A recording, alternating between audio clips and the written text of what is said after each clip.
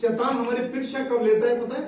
कि जब जिस चीज पे हम डिपेंड है, यदि हम नौकरी पे डिपेंड है, उस पर निर्भर है, तो नौकरी का जो बॉस है, जो वहां की सिस्टम है, वो हमें परीक्षा में डालता है। यदि हम बच्चों पर डिपेंड हैं, तो हमारे बच्चे हमें परेशान करेंगे। यदि जब हम ये सोचते हैं कि मेरी पत्नी के बिना मैं रह नहीं सकता, तो पत्नी उलझन में डाल देगी। और यदि कोई रिश्तेदारों पर निर्भर है, रिश्तेदार मेरे ऐसे हैं, मेरा वो कर देंगे, एक दिन आएगा सबसे बड़ा धोखा वो आपको देंगे। तो हम निर्भर नहीं रहना चाहते किसी पे, हमें निर्भर रहना है सिर्फ मालिक के ऊपर। जैसे उसने कहा कि मैं, अगर वो पूछेंगे कि आप क्यों नहीं आए, तो मैं बोल दूंगा मैं चर्च में था। हालेलुया। उससे क्या होता? उससे एक चीज होती कि स्वतंत्रता तुम्हारी साथ रहती, और वो भी बंदा स्वतंत्र होता हमेशा के लिए। आमीन। मैं एक आपको किस्सा सुनाता हूँ, ये मेरा प्रचार नहीं है, पर मैं आपको चाहता हूं थोड़ा स्वतंत्र करूं और आपको इस लायक बनाऊं कि आप आज कुछ सीख कर जाए। बाइबल कहती है कि उसके वचन को हमें बोलना जरूरी है, क्योंकि यीशु ने शैतान को हराया वचन बोलकर, वरना वो भी परीक्षा में था। यदि वो वचन नहीं बोलता तो स्वतंत्र खुद भी नहीं होता, और शैतान भी वहां से उसके बाद नॉलेज नहीं मिल पाती कि वाक्य में सर्वशक्तिमान परमेश्वर है। मैं एक बार पुणे जा रहा था, बहुत लंबे समय की बात है। मेरा बेटा गढ़ीगलीज में पढ़ता था, कर्नाटक के अंदर बॉर्डर पर। वहां मैंने इसको हॉस्टल में डाला था, तो मैं इसको छोड़ने के लिए जा रहा था। तो दिल्ली से पुणे की जो ट्रेन है, पुणे से आगे हमें चेंज करनी पड़ती थी कर्नाटक के लिए।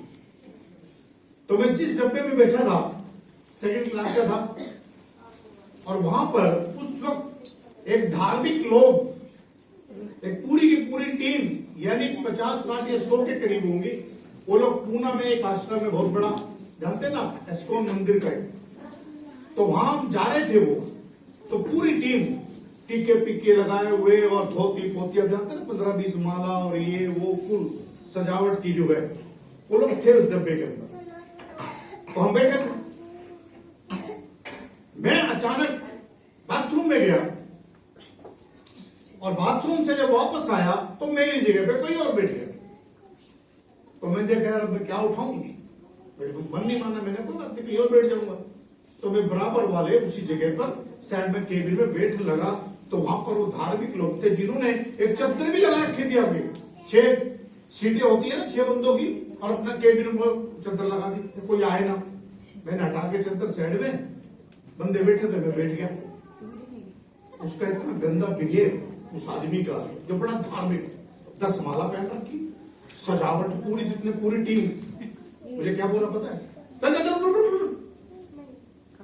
वहां चलो।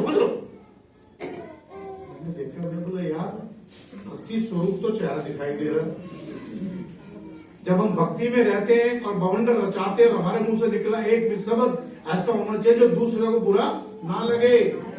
लेकिन मैंने देखा, मैं बोले तो गंदा यार, ये तो नाटक है, इसका मतलब सारा का सारा। मैं चुप रहा, लेकिन मुझे ऐसा दुत्कार दिया कि मैं वहां से उठ गया। फिर अपने पास गया वहां पर, तो वहां भी जगह नहीं, वहां जगह 2 मिनट खड़ा होया, फिर वापस आके मैं कहा चलो गुस्सा शांत हो गया होगा, मैं बैठ गया। फिर दोबारा फिर वही बिहेव, बुरी तरीके से लताड़ा उसने मुझे। मैं उठ के आ गया। जब उठ के आ गया तो जो मेरी सीट थी वो खाली हो गई। तब तक मैंने क्या देखा, वहां आर्गुमेंट चल रही है, बहसबाजी। 3-4 बंदे उस गिरोह के वहां बैठे और लोगों को प्रचार कर रहे हैं। और क्या प्रचार कर रहे हैं? जो मांस खाता है वो ऐसा होता है, वो नरक में जाता है, जो मांस खाता है उसको जिंदगी बेड़ा गर्क हो जाता है, ये है वो है, मांस ही मांस, मांस को खाना पीना कुछ नहीं। मैं बैठा रहा, काफी देर सुनता रहा, और मैं वहां से कह के आया था, मैंने कहा प्रभु इस ट्रेन में उतरने से पहले कुछ ऐसा कर दे पवित्र आत्मा, ताकि मैं तेरा सुसमाचार सुना सकूं, तेरी सच्चाई एक बार बता दूं, ये मेरे दिल की तमन्ना है। मैं बैठा रहा, मैं इंतजार कर रहा था। मैं बैठ गया था, वो चलता रहा प्रोग्राम उनका, ये मत खाना, वो मत खाना, ये मत खाना, इससे हो जाएगा। मैं बोला ध्यान से सुनो, मैंने बोला भाई 8-10 से सब मेरे को देखो। मैं बोला मैं आपको एक बात बताना चाहता हूं, खाने से परमेश्वर का कोई रिश्ता नहीं है।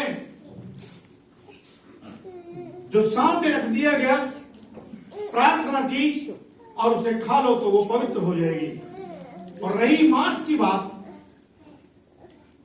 तो मैंने कहा शास्त्र में ये लिखा है, तब तक मैंने कुछ और नहीं क्या कहा, शास्त्र, मैंने कहा शास्त्र में लिखा है जो खा लिया वो मल के द्वारा निकल गया, उससे आदमी अशुद्ध नहीं होता।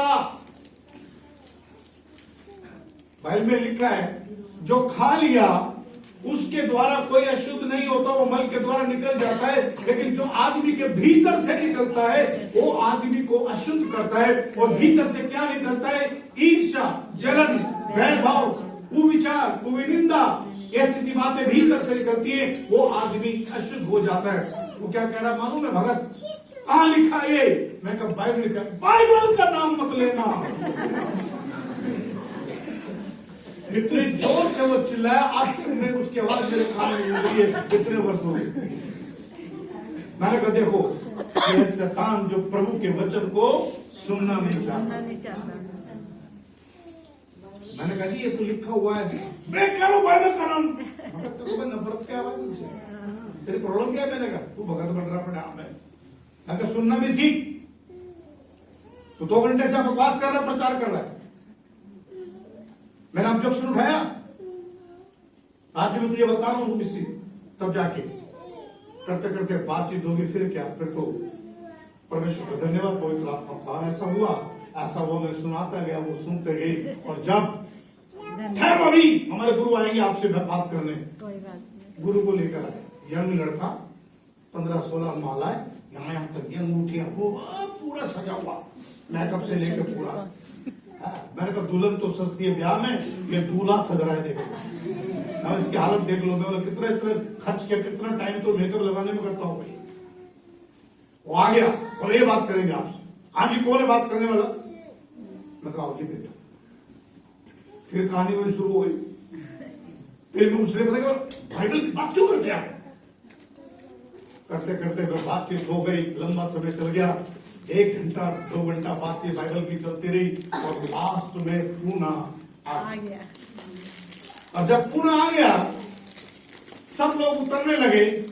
लेकिन पवित्र आत्मा ने उस व्यक्ति को, गुरु जी को ऐसा छू लिया कि उठ के मेरे गले मिल गया और कहने लगा मेरा दिल नहीं कर रहा कि मैं आपको छोड़ के जाऊं।